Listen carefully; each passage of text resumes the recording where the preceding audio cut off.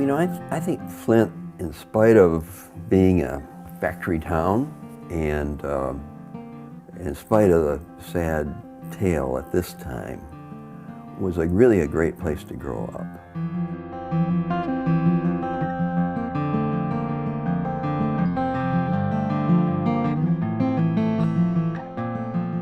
My mother's parents' names were Louisa and Godfrey Worley. They were from Switzerland. Grandma was real tiny and had 12 children. My mother was the first. There were 6 girls and 5 boys. Actually, there were 6 boys, but one died in infancy. Grandma was she taught me a lot about prayer. She was voted Mother of the Year in Flint, I remember that, and her picture was in the Flint Journal. Grandpa, he said in his German brogue, too many hypocrites in the church. And Grandma would say, yes, but that's why it's good they're in the church. And so Grandpa was a factory worker for years. In later years, Grandma got him to go with her back to Switzerland. And while there, he had a major stroke at one of the houses they were visiting, one of their relatives, and died. My mother was from Germany, and so her parents encouraged her and 4 other siblings to come to the United States. This was in the 20s. And so she came here in 1929. Her mother and father came to this country in 1939, which was the year that I was born. They were here for just 3 months or something like that, visiting the kids. And one thing I remember, my grandfather said that I was the only one of the grandchildren that could speak German because I was a baby, and I used to kind of, gurgle and stuff at him. My father's parents were named Myrtle and Jacob Owen. Grandpa Jacob used to wear big hats with brims on them, kind of like big cowboy hats. To us, that's what they were. He smoked a cigar. My father's parents were from the United States. They, I think, were married in Pigeon, Michigan, which is where my dad was born. His name was Albert John, and my name is John Albert. My parents took that. And my grandmother's name was Frida. My mama was raised, of course, in a family that all the kids went to church. She had a friend who took her to the Russellville Dance Hall, and that's where she met my dad. Mother and Daddy were married at age 21, and I was born when they were 22. So right away, I was the first child. Margie, my sister, was just a year younger than I. They named me Donna Lou, Donna after Donald, and Louise is my mother's name, so Lou. And then when Margie came, they put names in a hat, and Myrtle was one of them. And then Mother had a friend, Barbara, and a good friend, Marjorie. They put those in the hat. And Marge said, I'm so glad they drew Marjorie out. I did not want to be called Myrtle. And I said, well, maybe they'd have drawn again. You never know. But anyway, then when Gary came, I'm sure Daddy was just thrilled to pieces. Oh, he loved us too, but he was thrilled to pieces with the boy and taught him everything he knew about sports and all kinds of things. And he's a wonderful brother. All 4 of my brothers are really, really neat guys. When we were growing up, Mother always burned rubbish in the field. And almost every year, she caught the field on fire. And that was always a real big incident because we would be batting it with brooms. She was a fun mom. She was a very creative woman. Daddy worked hard. All his life was a factory worker. My parents, Ruth Johanna and Arthur John, had 3 children. My older brother Art and my younger brother Carl, and then me in the middle. And we grew up in Flint and went to Flint schools, and we had a good childhood. And Art was 3 years older than I, and so I was kind of the tag along. At that time, kids could go any place, and there was a big woods that was about a block from our house, and this thing went on for, I don't know, half a mile or something like that. And it was kind of, you'd have to follow different pathways because there were some places where there were houses and things like that. But we spent an awful lot of time in that woods, and because I was tagging along with my brother, I got to do a lot of things at a young age, you know, and our parents, I don't think they worried about us very much because we seemed to be in a neighborhood and in a time that was safe. So it was good. My younger brother came along 10 years, almost 10 years after and so I was kind of frequently assigned the job of taking care of him, which I chafed at a little bit, but which was actually a good thing. Probably the most important thing that I remember from my childhood was our church. And it was a German Methodist church. At one time in the early 30s, probably late 20s, it was a German-speaking church. And then I think when I was a baby, they had the first English-speaking pastor. And we grew up there, and we had cousins in the church, and there were 2 big families. One was the Worley family, which was Donna's family, and the Bransner family, which was my family, although I was a Henke. And so we had a lot of really good times with cousins and lots of friends in that church. And so we grew up in that church, and were there until really we came down here to Ann Arbor. The church had Sunday morning, Sunday evening services, Wednesday evening services, and most of the time we were there for those things.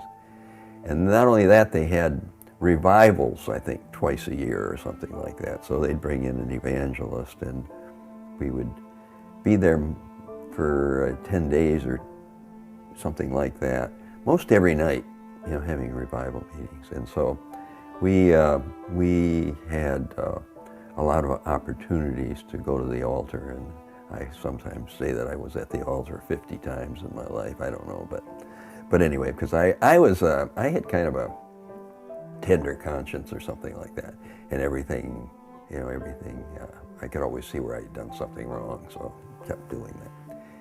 But we were really thankful for, and we are really thankful for that church, because it was the thing that really grounded us in the faith. The high school I went to was called Kersley High. I got good marks, did a lot of sports in high school. I ran hurdles and I ran races. Then they had the 75-yard dash for girls.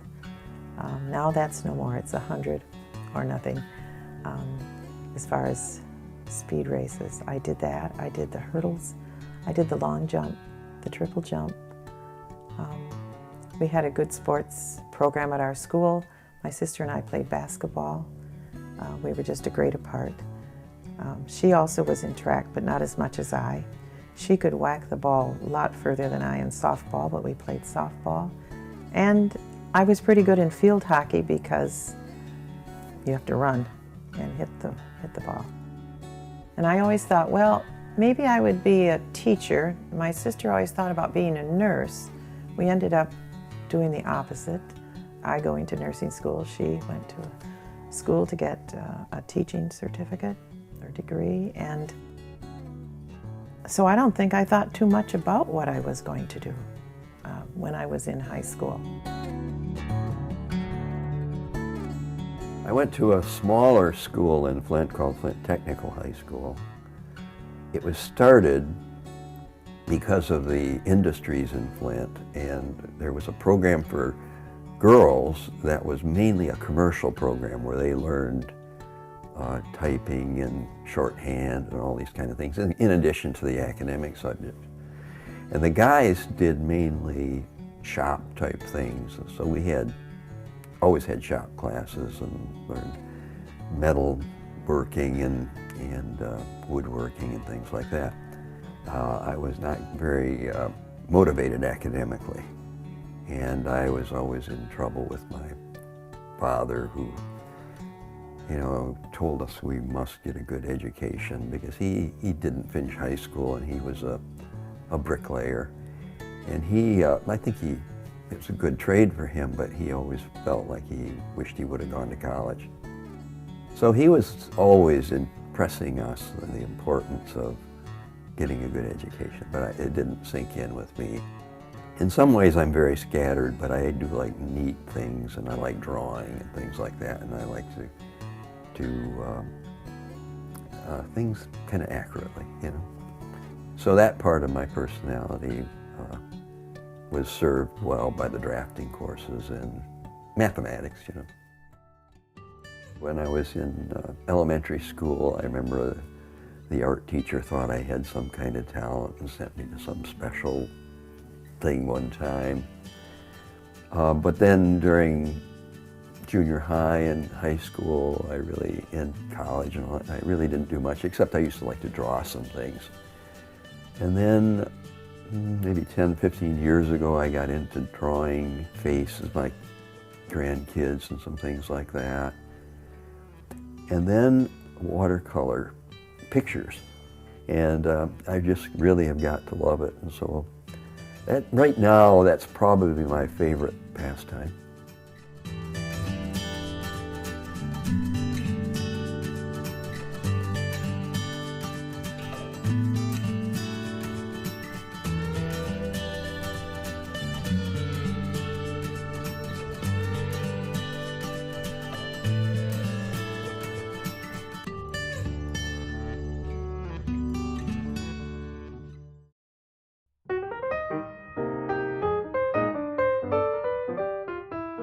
During that period of time, Donna came into my life, and was pretty much of a young girl. She was 3 years younger than me, but I knew those Owen girls, you know, and I always thought they were really cute. I finished my 9th grade going into my sophomore year. I lived in the country, he lived in the city near the church, so we never saw him except on a Sunday. And when my best friend at church, Karen, who also lived out where I did, started talking to Jack after church and things, I thought, well, wait a minute.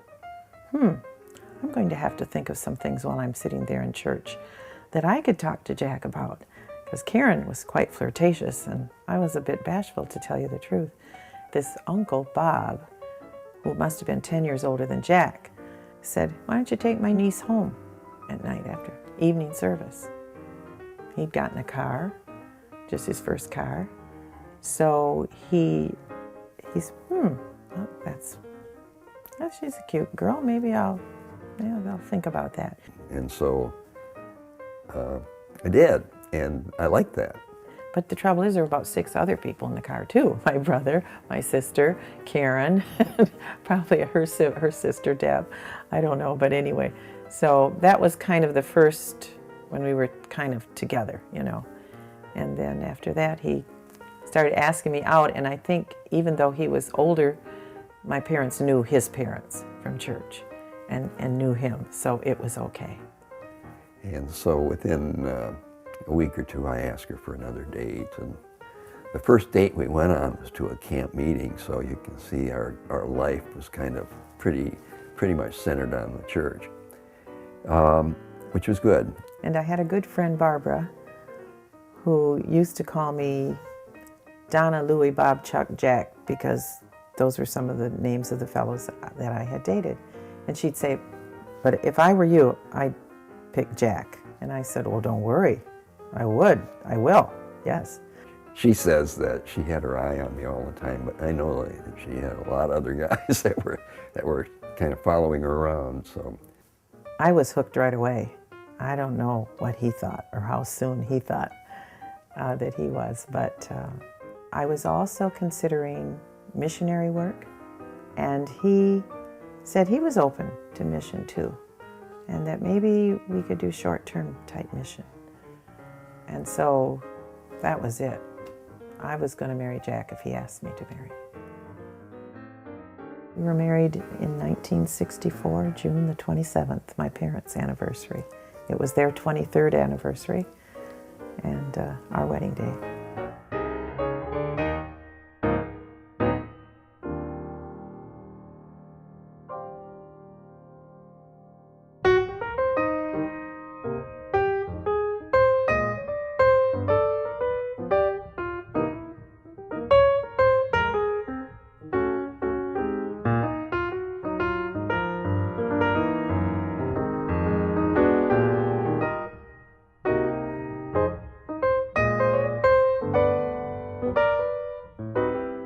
When I finished high school, my dad was after me to get some kind of education, and Art, who was a very good student, had gone to General Motors Institute. He was there.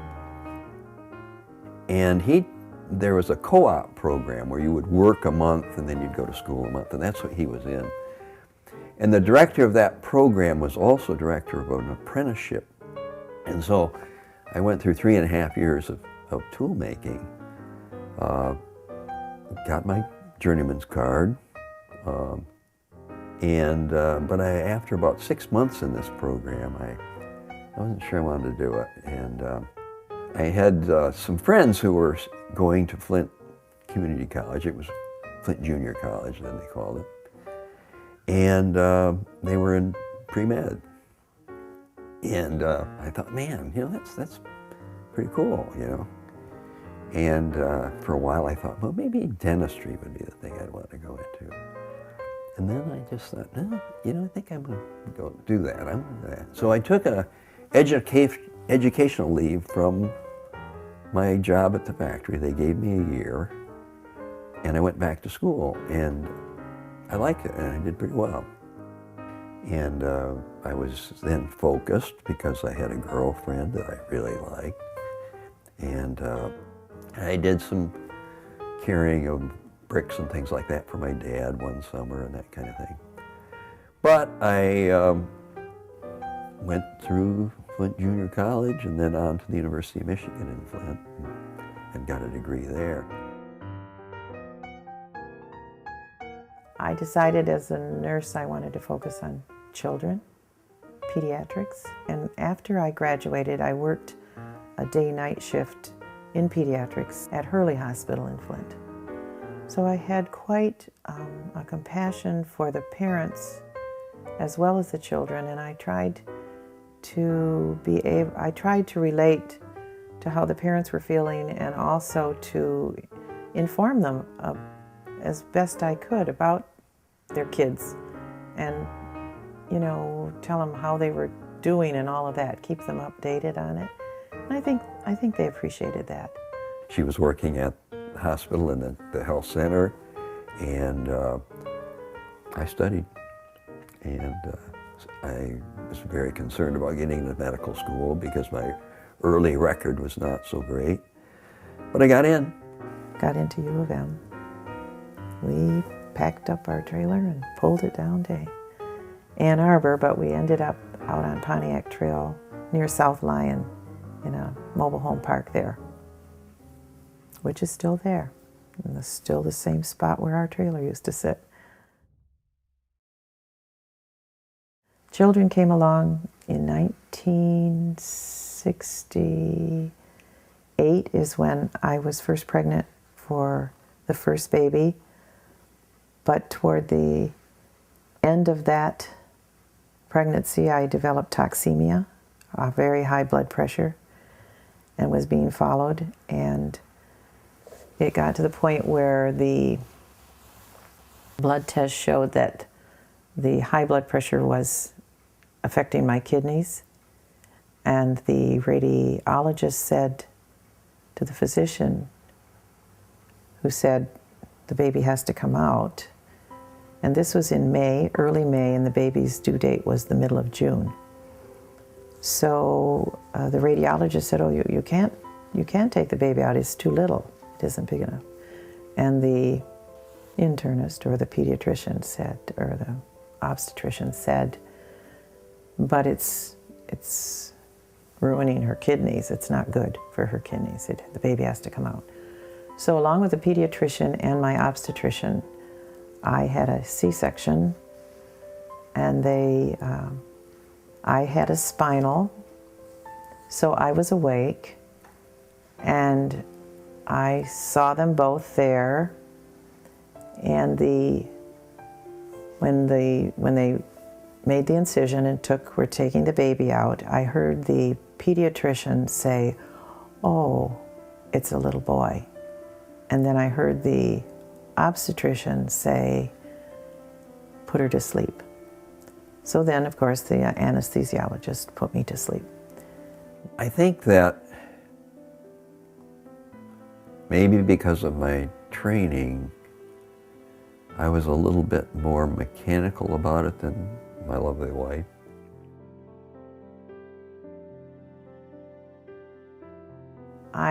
I never saw Jeffrey. We named him Jeffrey John. He was very, very little. You know, her whole being was about being a mother. And it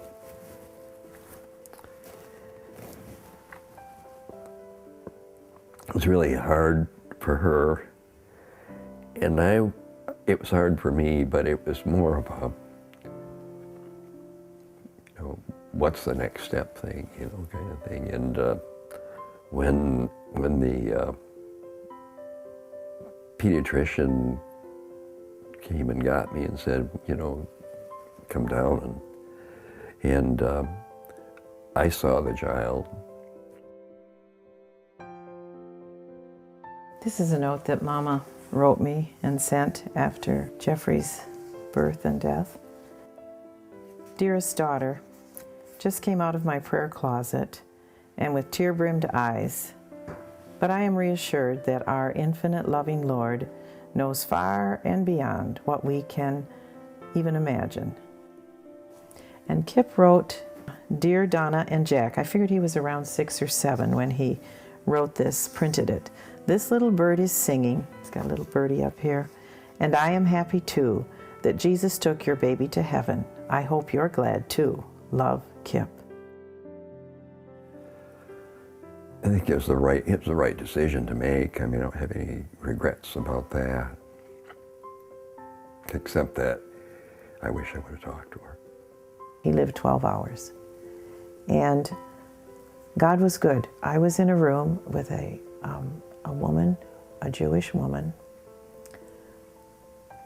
and she was amazing, and she was in there for some complication. She'd had mumps or measles or chickenpox, one of those diseases while she was pregnant, and she had delivered a baby boy, Benjamin, and she was in the hospital, and it happened to be over Mother's Day. And this woman was so amazing. There was a little reception for moms, and she knew about my baby not living more than, I guess Jeffrey lived 12 hours. And she ordered a pizza, and she did not go down to the mother's reception because I didn't feel like it. And she ordered a pizza. And when I left, I had said to the doctor, could I just go home so I can cry? And he said, oh, just pull the curtain and cry. I said, well, I don't know if I can do that. And so she, you know, being just a very special lady, she ended up getting the pizza, and we sat in the room and had pizza. And when I left, couple days later, she said, Donna, I'm going to look for your name in the paper next year, because that's when they used to put in the babies' names and the parents. And she said, and I'm sure that you will have another baby soon. And God was good. Next year, May 8th, this was May 6th, May 8th, she read in the paper that I'd had a little boy, Douglas Arthur Henke, And she came up to the room with a receiving blanket and a pizza. 2 days after a year, we had Doug. A big little boy, 8 pounds, 6 ounces. And, you know, he thrived. And he's now 6'5". So.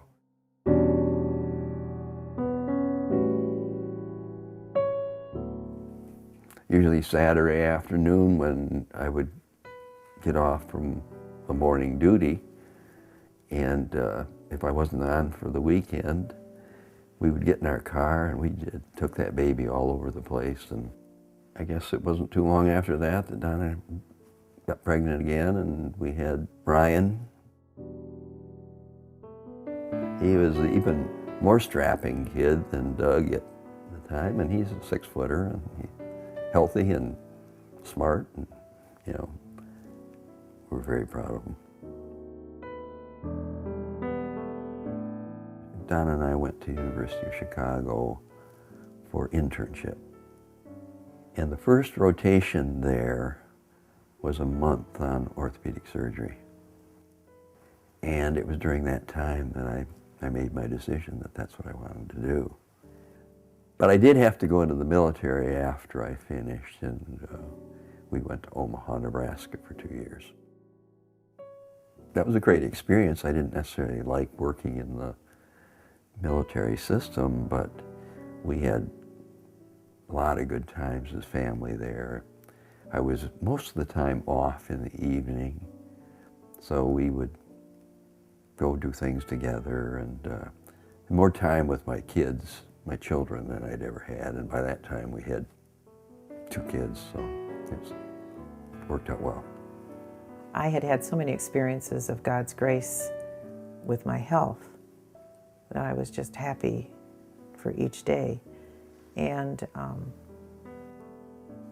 Jack and I would get up early in the morning, and I remember this vividly when he would go in extra early so he could make rounds. I'm sure he woke people up to say hi in the morning, but he would go in early so that he could come home so we could all eat supper together. And that was really important too, because then the kids were there, or he could go to their games or whatever they were doing. They like sports, and I like sports, and I tried to teach them what I knew about sports and so forth. And you know, I used to wrestle with the boys, and one thing that I used to do was I'd be wrestling with them, and I remember this particularly with Ryan, but I would wrestle him down, and I would hold him, and he'd say, "Hey, Dad, let me go," and I'd tell him, "You got to say that you are the king 10 times." So he'd be going, "You are the king, you are the king, you are the king." So that was a fun thing, and I think he probably still thinks about it too. But anyway, it was really a good time.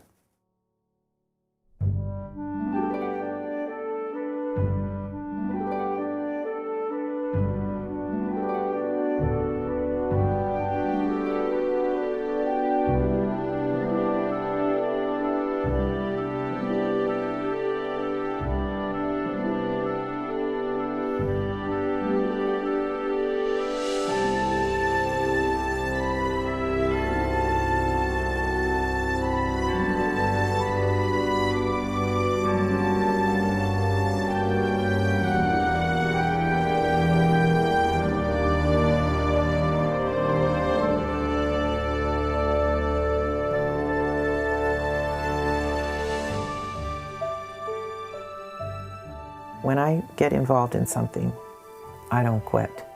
So I've been 22 years in the Coffee Break Nursery in the nursery. I'm still doing Meals on Wheels in the community. I've done that for 25 years now. And so, you know, for a while I had a neighborhood Bible study. I guess you just kind of schedule your life and you decide which things you will do. So I've been volunteering all over the place. And I think it's wonderful that I have that freedom to make that choice and to do that. Sack lunch. We have a hot dinner, and we also have a cold tray. Hi. How are you? Fine, fine. Good. Fixing bones, you know, you're using screwdrivers, you're using drills, you're using broaches, you're using all these things that are very similar to the things that we used back when I was a toolmaker. So, yeah, there is some similarity. I like to think it's a little more delicate. But, you know, orthopods are called carpenters, you know, so. There's a lot of new things going on in orthopedics all the time, so it's never boring. I'm not really practicing surgery. I stopped doing surgery when I turned 65. And that was partly something that I had always kind of set my mind on the idea that I wanted to quit before someone told me I should quit. And so I think I was still highly respected at the time I quit. And but I didn't want to give it up completely, so I go to the office a day and a half a week. And I kind of had the reputation, I guess, of being someone who would explain things to people. That would be good for my bones. Because I have a little osteoporosis. I had an awful lot of people from the hospital that came to me, sent their families to me and things like that. So it was very, very gratifying.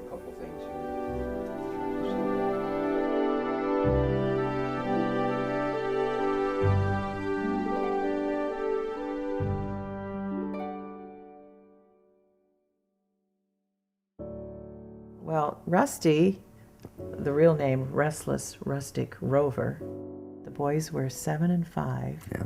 We went out to a farm in Chelsea and we picked out the dog.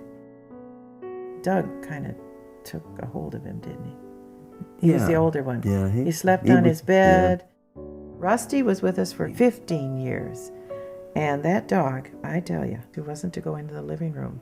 And so he was quite obedient and very trainable. But when we would leave, he would go out to the front room and lay by the front picture window and put his nose out through the curtain. Just barely move it.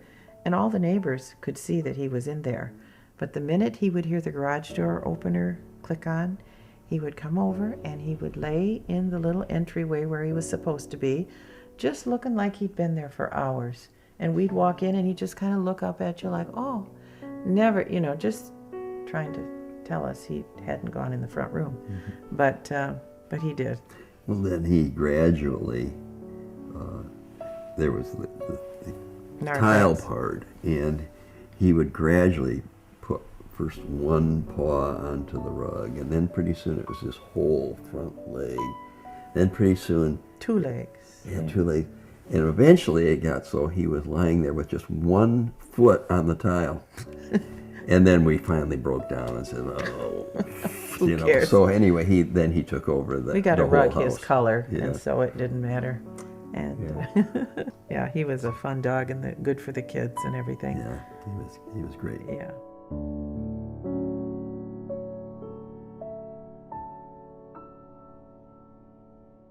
My folks didn't have a lot of money, so we didn't get the fancy Lionel trains. We had a Marx train. And, you know, we used to run that thing like crazy. And I guess I got to like trains as a kid. I think my boys were little, and so I went and got a N-gauge railroad that I started building. And then that kind of, when we came back here, we didn't do much with it until I ran into a gentleman who still loves trains. His name's Alex Azery, you know. So we've been to more railroad museums, and we've ridden a number of different trains. We took Donna's folks and went all the way across Canada on the train, and we took the American Orient Express into the parks in western United States. We're going from one to another. So I just love them, and I like them, and obviously I've got a room that is full of trains, and I still get together with a group of guys, and we hang out, and mostly it's shoot the bull, but we do a little training.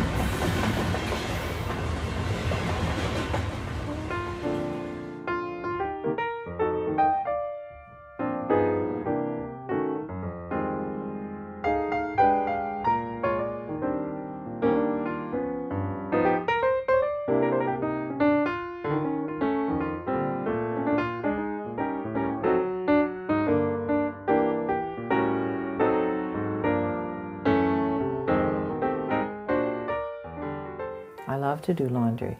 I love to do just about any kind of homemaking stuff. I don't mind cooking. I love laundry. I love ironing.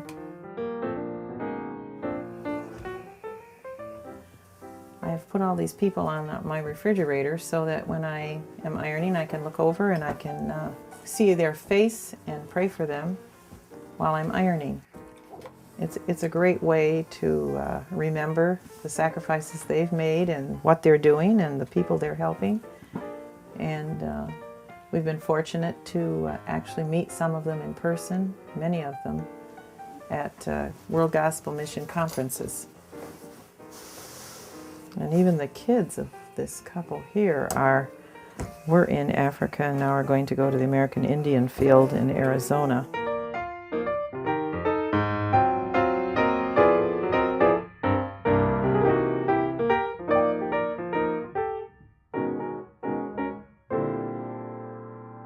Well, I hope that in knowing about our history as a couple, realize that God has taken care of us all these years through any situation. And there were some that were pretty tricky and some pretty things that could have been different. But He has always been there and has always taken care of me. And given Jack the knowledge to, call the right person when I needed it. Faith is probably the most important thing in my life and our lives. In spite of the fact that I wandered some when I was younger, you come back to that faith and it holds you in tough times, and it did when I needed help, and it still is very valuable to me. It's a major part of my life.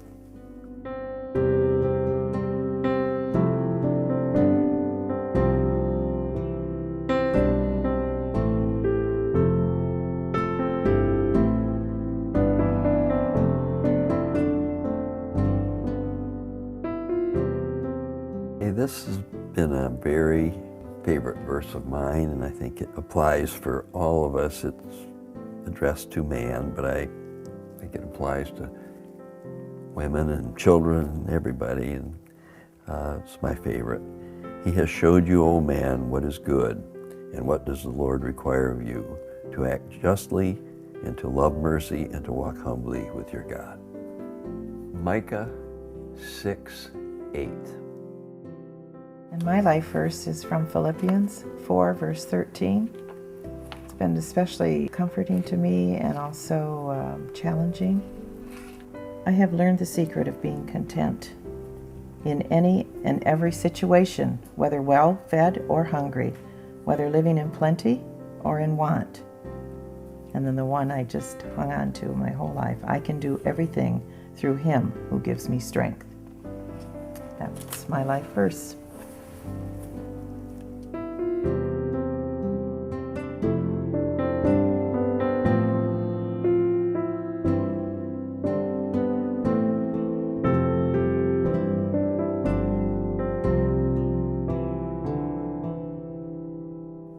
I think about Natalie, quiet strength. Mm-hmm. I think about Anne, extremely competent. And they're both loving mothers. Mm-hmm. Both loving mothers. I think loving wives too. Yes. Yeah. We both love you so much, and we're just so happy and proud of each one of you. You have been just great kids. We love seeing you. We love being with you. We're proud of each one of you. And we want to support you in everything that you do. And we think you're doing a wonderful job raising those grandchildren of ours.